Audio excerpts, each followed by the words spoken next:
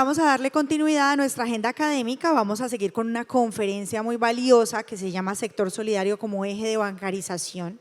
En esta conferencia vamos a ver el impacto del sector solidario en los temas de inclusión financiera y para ello le quiero dar la bienvenida a Camilo Garay, que es el director de consultoría y desarrollo de negocio de Experian Data Crédito, que también, como se los mencionamos ayer, es nuestro patrocinador principal de este 7º Congreso RedCop Central. Camilo, bienvenido, el escenario es tuyo.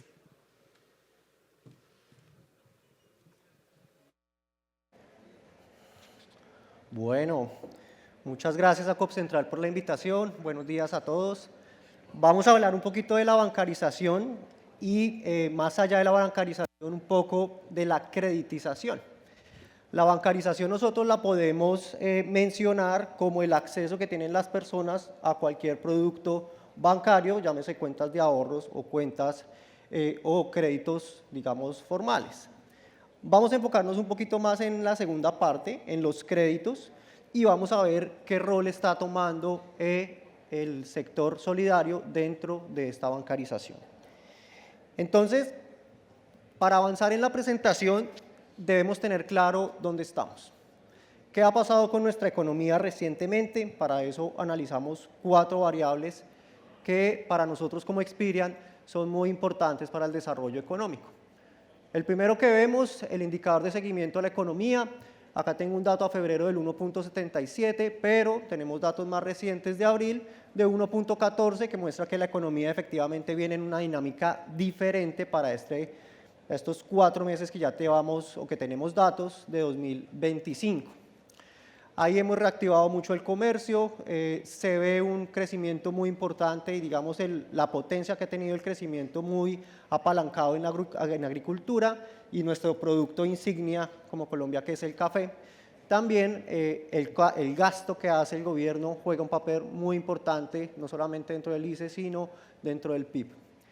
En materia de desempleo, un desempleo que para también la cifra más reciente que tenemos, abril de 2025, alrededor del 8.8, ha venido bajando y si se compara contra el mismo dato del año anterior, pues es una reducción de algo más de 1 punto.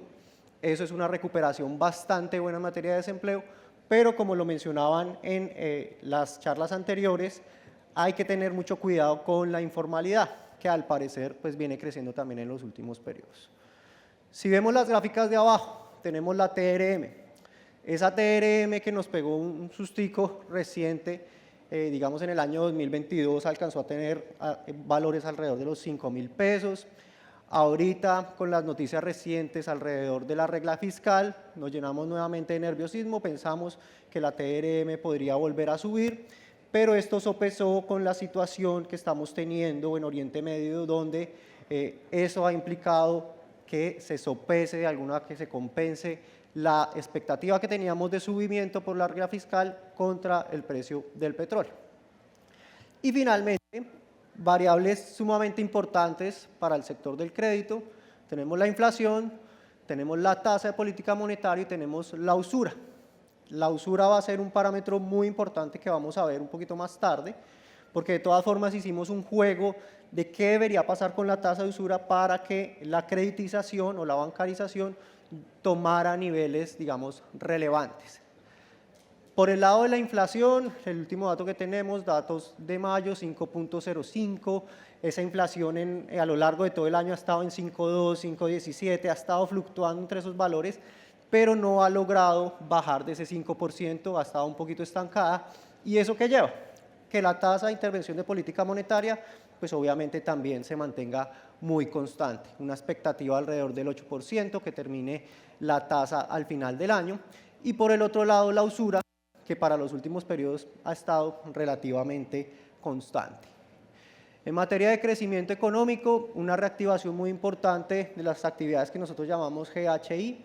Ahí están los comercios, que para este año 2025 volvió a reactivarse bastante. El año 2024 fue muy golpeado por el comercio, no tuvo un crecimiento, digamos, esperado. La administración pública, como lo comentaba recientemente, pues también ha tenido un crecimiento importante y en eso también se basa el crecimiento del PIB. Y hablábamos también de la agricultura, el café como eje importante del crecimiento de Colombia. Hay unas actividades alternativas que yo creo que las han escuchado y son estos servicios de entretenimiento que también han crecido muy fuertemente en los últimos años. Uno dice entretenimiento, claro, el concierto de Karol G, de Shakira, eso obviamente trae un montón de gente y un ingreso muy importante, pero dentro de ese rubro también hay un ítem muy importante y son apuestas y juegos de azar. Eso ha crecido mucho, mucho en los últimos años, inclusive ha crecido mucho más que esas actividades de entretenimiento, lo que uno pensaba que fueran conciertos. Las actividades de azar han crecido mucho más y por eso también el interés de grabar alguna de esas actividades. Entonces, bueno, con este panorama económico nos toca pensar en la inclusión crediticia. Para pensar en esa inclusión crediticia y para hacer algunos pronósticos que vamos a llevar a cabo más adelante, vamos a dejar estas variables constantes. Entonces vamos a tener un crecimiento económico, digamos, del orden del 1,5 al 2%, vamos a tener una inflación alrededor del 5%, todo eso lo vamos a mantener constante para los ejercicios que vamos a hacer más adelante. Pero ahora debemos mirar dónde está la creditización en Colombia, cómo estamos en materia de creditización. Y la creditización se puede ver como la mezcla de varios factores.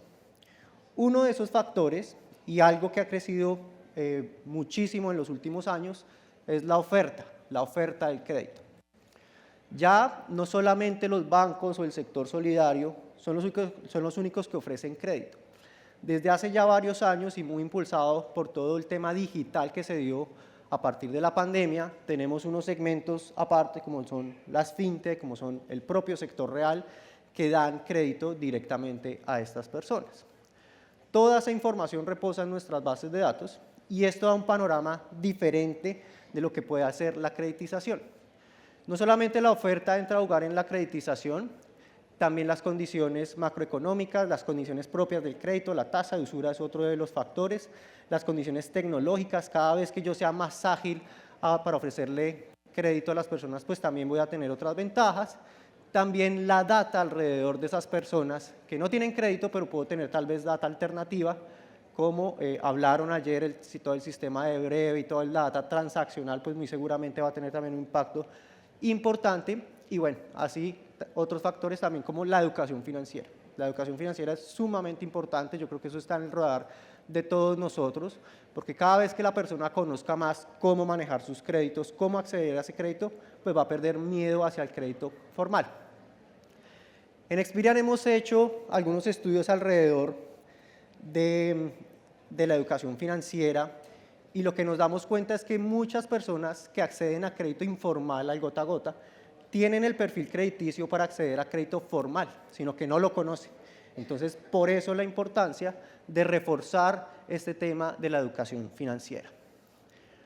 Bueno, ¿cómo estamos en creditización?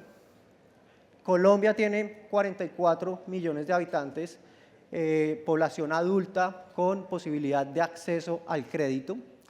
33.2 millones son personas que tienen o tuvieron experiencia crediticia en los últimos 4 años. Es decir, el 75% de los colombianos han tenido experiencia crediticia. Esto yo sé que les suena un poco alto, un poco extraño y difiere un poco de cifras que tal vez han visto en otros escenarios, pero acá está el poder también de nuestra información que contiene estos sectores alternativos, esta nueva oferta de crédito, como son las fintech, como lo son el sector real, la venta directa, que efectivamente pone visible a muchas más personas. Hay 8.3 millones de colombianos que son personas que no han tenido experiencia crediticia, pero sí han tenido cuentas de ahorros y nosotros sabemos o tenemos conocimiento de que tienen cuentas de ahorros, la han tenido o son de alguna forma visibles. Entonces, si sumamos esos dos, pues ya tenemos casi 40 millones, un poco más de 40 millones de colombianos que son visibles en materia del buró. ¿Cuáles son esos 8.3? Entonces, no tienen crédito, pero muy posiblemente tienen una cuenta de ahorro, tienen una billetera digital. Yo creo que acá el 98% de los que estamos acá muy seguramente tenemos Nequi, DaviPlata, Dale o alguna otra cuenta digital. Eso ha tenido una penetración gigante en los últimos años. Y finalmente esos 2.5 millones de colombianos, millones de personas, pues son las que efectivamente no han tenido crédito, no han tenido ahorro y son por ahora invisibles para todos nosotros. Si hacemos foco en ese 75% de las personas que tienen experiencia crediticia, nosotros lo dividimos en varias categorías. El 41% de ellas son personas que tienen un crédito o que la sumatoria de sus créditos no supera los 5 millones de pesos. Es decir, casi 2/5 partes de esta población, digamos que tienen unos créditos de bajo monto o no han tenido una cantidad de créditos significativa en los últimos años. El punto 2, que nosotros llamamos básico, hace referencia al 21% de las personas y esas personas han tenido créditos entre 5 y 20 millones de pesos. Entonces, tienen un poquito más de conocimiento, han tenido un poquito más de experiencia, pero son el 20%. El 14% de ellos, un nivel intermedio, obligaciones entre 20 y 50 millones de pesos. El avanzado entre 50 y 100 y el experto, es el 15% de esa población que ha tenido experiencia crediticia, pues ha tenido créditos arriba de los 100 millones de pesos. Ahora, miremos qué tan complejos son esos portafolios de las personas. Entonces nosotros llamamos un primer grupo, un primer clúster que se llama explorador. Y son esos créditos bajo monto, esos créditos BNPL, que quiere decir BNPL, esos créditos de lléveselo y me lo paga después, que son muy ágiles, que lo da prácticamente el comercio, con un aliado específico como lo pueden hacer estas fintech. Está la venta directa, que son personas que financian la mercancía para hacer las ventas por catálogo, todo eso, y eso hace parte de los exploradores. Un 14% son los revolventes.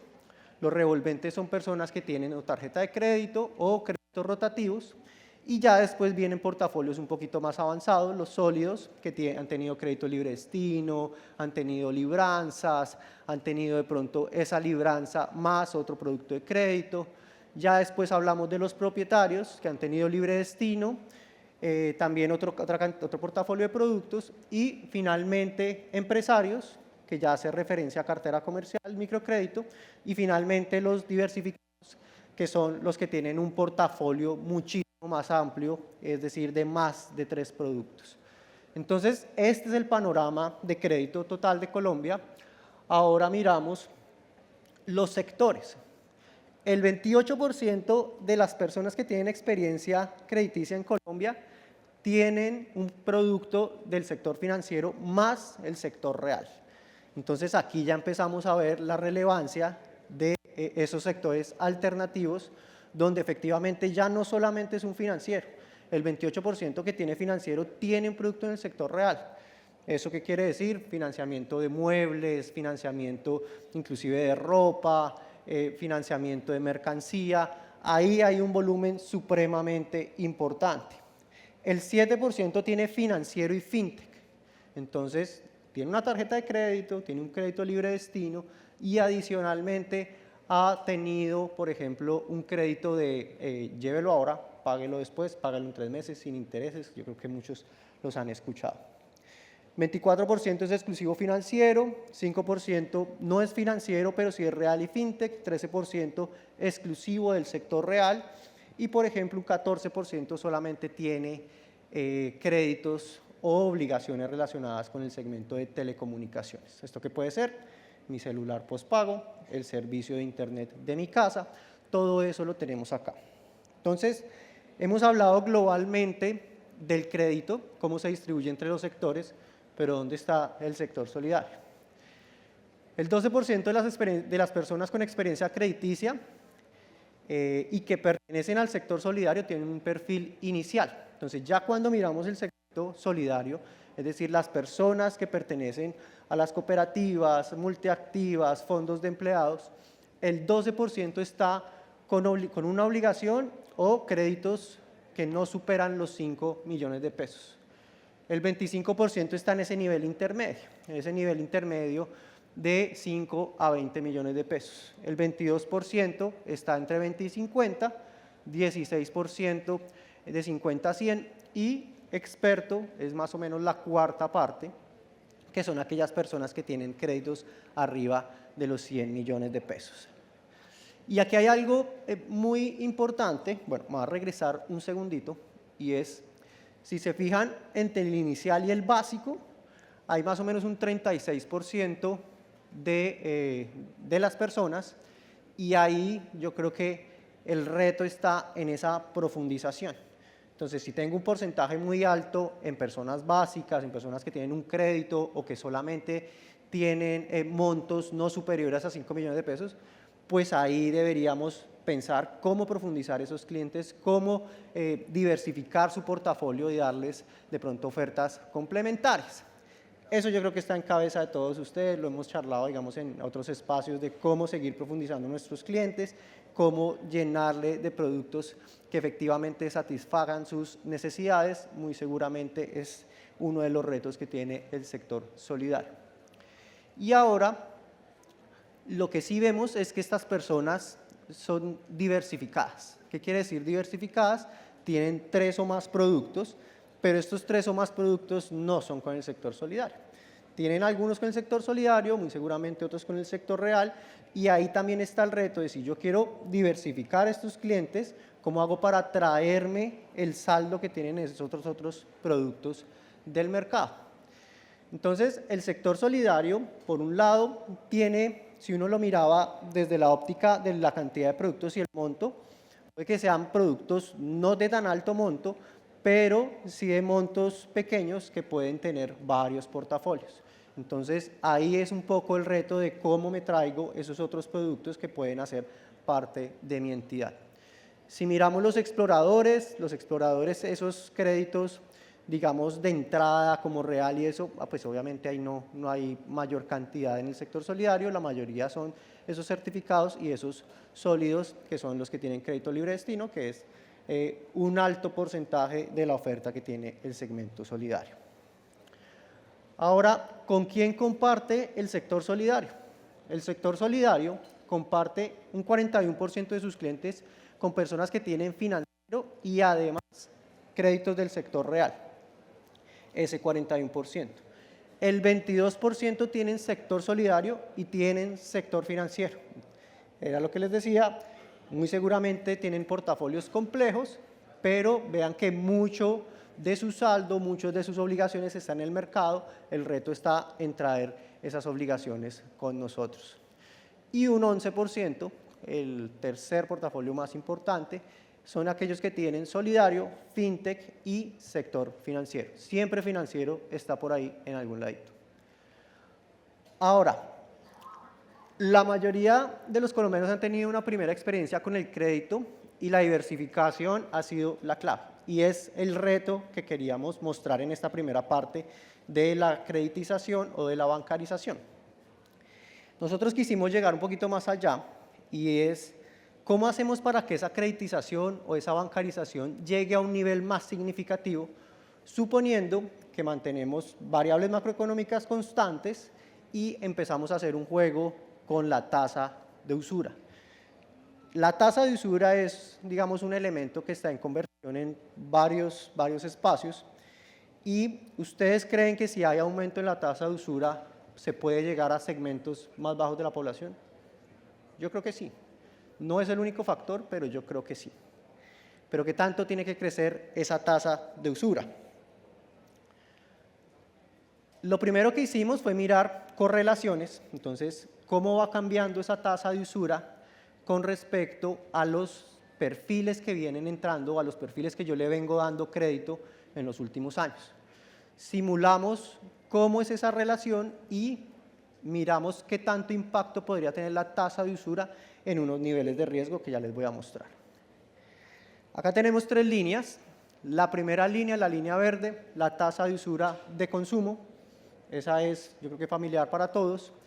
Y después tenemos una línea azul, que es el porcentaje de clientes de bajo riesgo que yo vengo originando en cada uno de esos meses y el porcentaje de clientes de riesgo alto que también se originaron en cada uno de esos meses. Entonces miren que a partir de mayo de 2023 hay una tendencia, y eso digamos se mezcla con varios factores macroeconómicos, donde yo empecé a darle más crédito a esos clientes de bajo riesgo, a esos clientes que tienen el mejor perfil, que tienen los puntajes más altos de score, y eso creció del 21 al 27%. Por el otro lado, esas personas de riesgo alto, ¿cuáles son las personas de riesgo alto? Muy seguramente personas que han tenido una morosidad reciente en algún periodo del tiempo, cuando se hizo la evaluación del crédito, o personas que efectivamente no tenían experiencia crediticia. Todas esas las reunimos ahí y esa se ve una tendencia a la baja. Entonces, cada vez me concentro en mejores clientes, cada vez voy a mejores clientes. Y a medida que yo voy a mejores clientes, veo una disminución en la tasa de usura. Entonces, yo no tengo margen de alguna forma para llegar a tomar más riesgo, entonces debo enfocarme con personas que sé que pueden comportarse de una manera mejor basado en su historial crediticio. Ahora, vamos a ver la brecha entre ese riesgo bajo y ese riesgo alto. Entonces, como les mencionaba, esa brecha, por ejemplo, en 2021 casi que no existía, era la misma. Entonces, yo originaba porcentajes de población similar en riesgo alto que en riesgo bajo. Pero a partir de toda la coyuntura macroeconómica que hablamos al comienzo, los niveles de morosidad alto, una aceleración en el consumo, un incremento en la inflación que al final también llevó a un incremento en las tasas de interés y obviamente ese incremento inflacionario apretó el bolsillo de los colombianos y sobre todo de las personas de menor ingreso, pues eso llevó a unos niveles de mora altos. Y ese cambio macroeconómico después de la pandemia me llevó a enfocarme en personas de mejor riesgo, personas de puntaje más alto, que al final abrió esa brecha y yo a los riesgo alto los dejé un poquito de lado. Si yo quiero volver a cerrar esa brecha, suponiendo que dejamos toda la parte macroeconómica constante, vamos a tomar una foto y dejamos todo igual a como está en este momento, y empezamos a subir la tasa de usura, yo tengo que llegar a niveles alrededor del 70% de usura, hablando de usura de consumo, para cerrar esa brecha. Entonces, llegar a 70% en la tasa de usura de consumo, pues supremamente complicado, es casi 3 veces lo que tenemos hoy. Aunque no es descabellado, ¿no? Porque 70% en una tasa de usura sí la vemos, y son las tasas de usura de microcrédito. Pero esto nos da una sensibilidad que para llegar allá, el único factor no puede ser solamente la tasa de usura. Puede ayudar, obviamente puede ayudar, puede ser uno de los factores, pero debemos mover otro tipo de factores como son el desarrollo tecnológico para dar más acceso, la educación financiera, que es súper importante, más acceso a datos y obviamente seguir fortaleciendo la oferta de crédito con la cantidad de factores. Entonces, ¿cómo potenciar el acceso al crédito? Hablamos de muchísimas variables, dimos un panorama general, no estamos tan mal en acceso al crédito, el 75% de los colombianos han tenido o tienen productos de crédito y hicimos una simulación de lo que podría ser la tasa de usura, que efectivamente puede ayudar, pero no es el único factor y efectivamente podría dar una mano en lo que viene con temas de inclusión financiera. Eso era lo que les queríamos mostrar el día de hoy, es un panorama general del crédito y unos análisis adicionales sobre la tasa de usura, espero que les hayan gustado. Muchas gracias.